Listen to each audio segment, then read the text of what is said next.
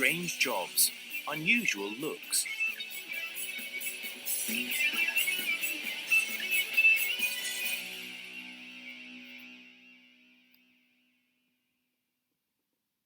A. After she wakes up most mornings, Christina Clarkson spends an hour and a half covering her skin with body paint. Christina is an actress, but not an ordinary one.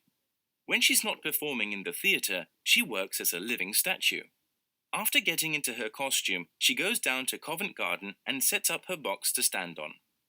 Christina plays many different statues, but the most popular one is an ancient Greek statue. For this, she uses gold or silver paint and wears a matching drape. Usually, she works for an hour at a time, then she has to take a rest. Although standing very still sounds like an easy job, it's actually really tiring, and you have to be in good shape. Christina has to be good at making really slow movements. Being a living statue isn't just about standing still.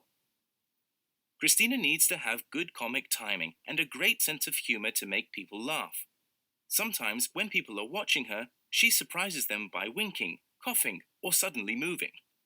Christina says that occasionally little children are a bit scared of living statues, but eventually they all want to have their photo taken with her. B. When Joe Atkins arrives at work, he goes to the dressing room to change into his work clothes. For the next 8 hours, he wears a furry costume and a huge, heavy mask over his head. Joe is the Disney character Pluto, and he works at Disney World in Florida. Before he leaves the dressing room, he says, "Have a nice day," to the other characters.